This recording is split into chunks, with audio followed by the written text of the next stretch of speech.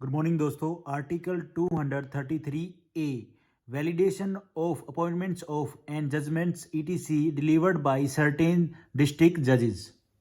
इसमें इसका मतलब ये है कि जो पहले दी हुई जजमेंट है अपॉइंटमेंट्स जिनकी जजेस की हुई थी, तो उनके द्वारा जो भी जजमेंट दी हुई थी उनको वैलिड बनाना। वैलिड क्यों बनाना?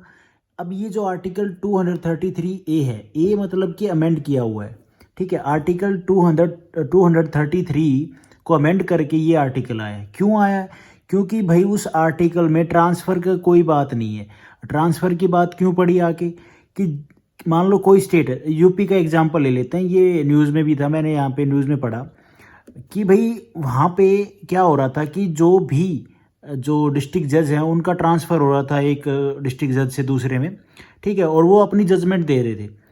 तो आर्टिकल 233 तो ये बात कहता नहीं कि ट्रांसफ़र वगैरह, उसमें तो कोई बात है नहीं, लेकिन ट्रांसफ़र हो रहे थे। अब ट्रांसफ़र हो रहे हैं तो जजमेंट भी दी जा रही हैं हर एक जज के द्वारा, तो ये जो भी जजमेंट्स होंगी ये वैलिड होंगी या नहीं होंगी, तो उसके लिए आर्टिकल को लेके आया गया 20th अमेंडमेंट एक्ट 1966 के थ्रू।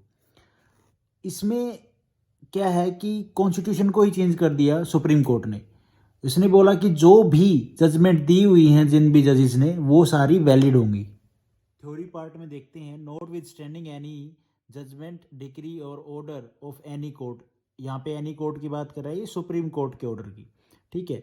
उसके बाद क्लोज में क्या बोला गया? सबसे पहले ए का first part, no appointment of any person already in the judicial service of a state or of any person who has been for not less than 7 years an advocate or a pleader to be a district judge in that state। यहाँ पे बात कर रहा है कि किसी person की जो वैलिडेशन जजमेंट्स हैं उनके ऊपर कैसे कि भी जो पर्सन है वो पहले ही ऑलरेडी जुडिशियल सर्विस में है स्टेट की में वो, और नो पोस्टिंग प्रमोशन और transfer of any such person as a district जज। बता दिया पोस्टिंग, प्रमोशन और ट्रांसफर। यहाँ पे आ गया है ट्रांसफर वर्ड। अब इसमें आगे क्या बताएगा? यहाँ पे अपॉइंटमेंट की बता दी, कोई पर्सन है वो पहले ही जुडिशियल सर्विस में है, उसके अपॉइंटमेंट्स को लेके बता दिया, ठीक है। प्रमोशन और ट्रांसफर और पोस्टिंग के ऊपर बता दिया। अब आगे क्या बताएगा ये चीज़ें होने के बाद? Made at any time before the commencement of this constitution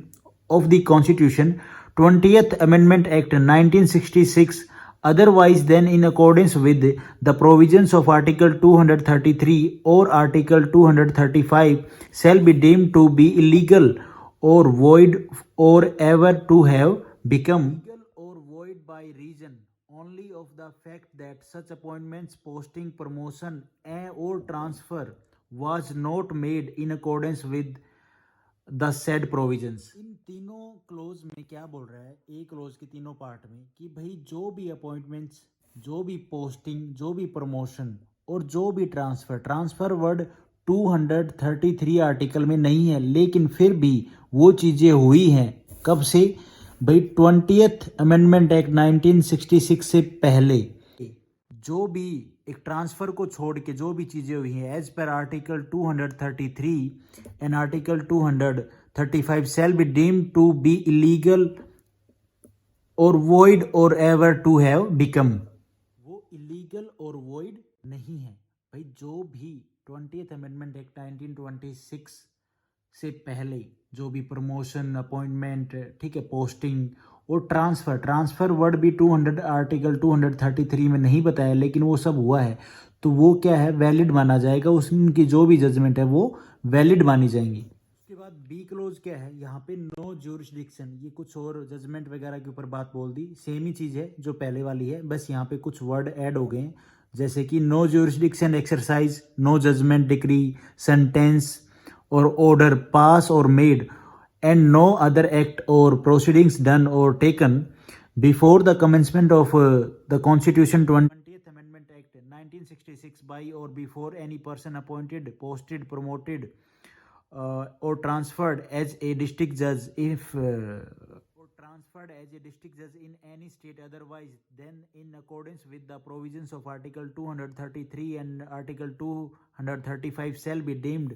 to be legal or invalid or ever to have become illegal or invalid by reason only of the fact that such appointments, posting, promotion or transfer was not made in accordance with the said provisions.